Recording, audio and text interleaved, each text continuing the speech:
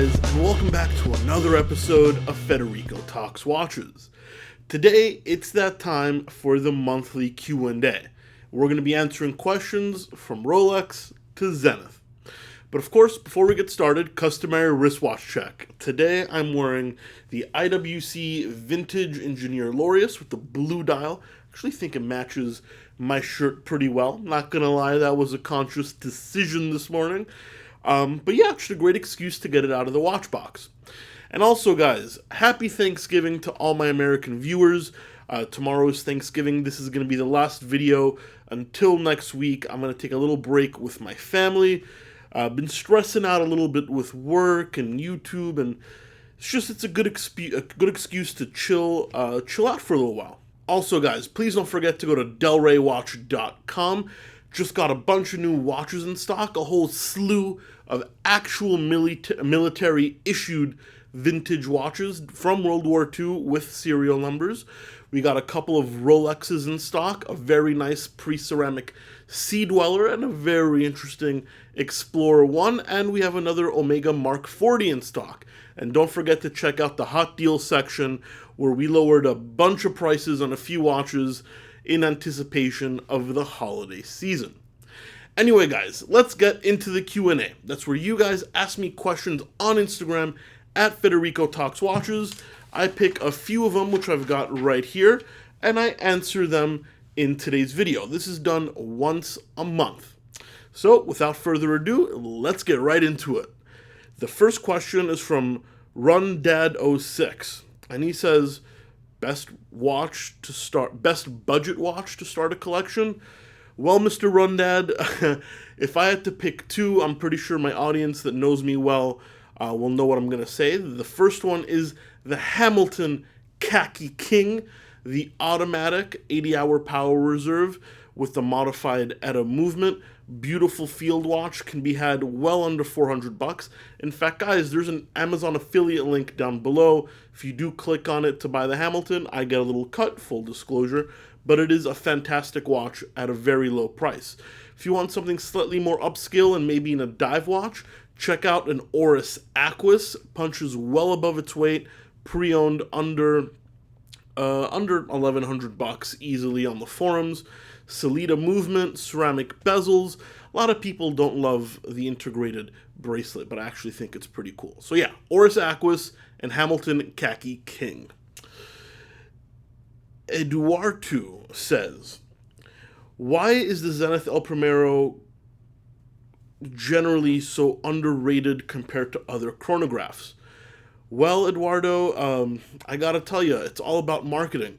The Zenith El Primero is probably one of the best chronograph movements out there. It's my watchmaker Hans's favorite movement ever. It's a column wheel. It's very, very smooth. It's high beat, 36,000 beats per hour. Not usually decorated entirely, which is my gripe with it, but the architecture is very good and very interesting. Why isn't it more popular? Why is it underrated? Well, Zenith has done a pretty bad job at marketing themselves. Only recently have they really picked up their marketing efforts. Up until 20 years ago, people thought Zenith was a Russian vacuum cleaner company, or they used to make TVs. And then in the early 2000s, their CEO, Thierry Nataf, released some really ugly watches, kind of like this one. So yeah, even though their movements are great, they have only started kind of breaking out of the shitty marketing in the past couple of years. And unfortunately, selling product and being underrated doesn't have entirely to do with the quality of what you make, but how well you market it. Andres Gabriel. When is the Rolex bubble gonna burst? Well, Andres, I predict it every year. Hell, I made a Daytona video saying it's going to crash. I made a Sea Dweller video saying the same thing. My only prediction that's actually come true is the Pepsi, which is now falling down back to earth.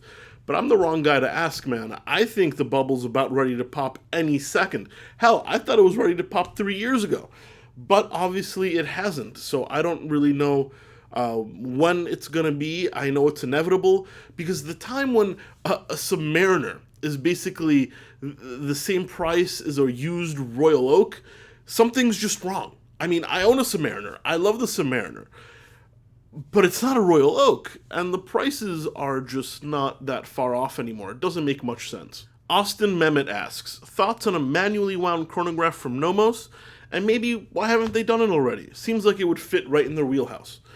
Well, Austin, I got a couple of ideas why. Well, firstly, developing a new movement, especially a chronograph or something complicated, takes millions upon millions of dollars of research and development, and it takes many, many years. So honestly, they could be doing it already, but a manually wound chronograph, apart from the expense of developing it and making it, it's also going to have to be a significantly higher price point for Nomos. Nomos, whose average sales probably in the mid 2500s, a manually wound chronograph is probably going to be in the fives, I'd guess, for a new movement. How well is that going to sell for a Nomos? Would I buy one? Very potentially, but I just think it doesn't fit necessarily their price point. I think it's expensive to create, and also, to be honest, I don't know that it fits their aesthetic either. Would it be cool? Sure. Would I welcome it? Absolutely. But that's probably the reasons I think they haven't done it yet. Let's see. Fennel_TP. What micro brand might hit it big in the future? Once again, I'm not the right guy to ask about micro brands, but if I had to pick one off the top of my head, I'd pick Ming. Designed in Malaysia, built in Switzerland, constantly sold out, some of the most beautiful dials and cases out there, around the $2,000 price point, even lower. The Ming watches are absolutely fantastic. I've been dying to get my hands on one, but they're constantly sold out, constantly. So I don't know if that's because they're producing very few, even though I know they're not producing many. But if buzz has anything to do with it, I'd put my money on Ming, that's for sure. Chris_Martin93. What do you prefer, the new 2018 Wave Dial Seamaster or the plain dial ceramic? Looking to purchase my first luxury watch, and I'm steering towards the plain ceramic. Well, Chris, I prefer the plain ceramic. I don't love the new Wave Dial, even though, I'm not going to lie, it's one of the watches that's grown the most on me in recent times. However, I still think the plain ceramic is the way to go. I think it's a more classic look. I just love the very clean plain ceramic dial. I think the new wave pattern, a little too thick and broad. I don't love the new helium release valve. But then again, as much as I really hated this watch about a year ago, I don't think it's so bad anymore. So in a year, I may tell you to go with the wave dial. But right now, the ceramic is still my pick. Let's see, what else? Chris AMZ. What was a watch you bought when you had little knowledge about watches and later regretted it? Well, Chris, to be honest with you, that's not ever quite happened to me. Not because I've always been knowledgeable, but because I only really bought watches once I got into the watch industry. And I haven't really regretted any purchases. That being said, if I had to name one, I'd probably say my Panerai Daylight chronograph. Not that it's a bad watch, it's a pretty good watch. I just don't wear it as much as I should. I think the Panerai aesthetic is much more conducive to lack of a chronograph, to something a lot more simple. So for me, I just kind of fell out of love with it. And the Panerai market is so weak that unfortunately I don't think a less popular model like my Daylight is really worth selling considering what I'd get for it. So I don't really regret it, but if I had to take back one, it would be my Panerai Luminor Daylight. Anyway, guys, that's it today. If you want to ask questions in next month's Q&A, please don't forget to subscribe to the Federico Talks Watches Instagram account, and of course, subscribe to this YouTube channel so you can watch me answer the questions you asked. Also, please don't forget to give this video a thumbs up. It really does help. Guys, thank you so much. Happy holidays, and I'll catch you in the next one. Take care.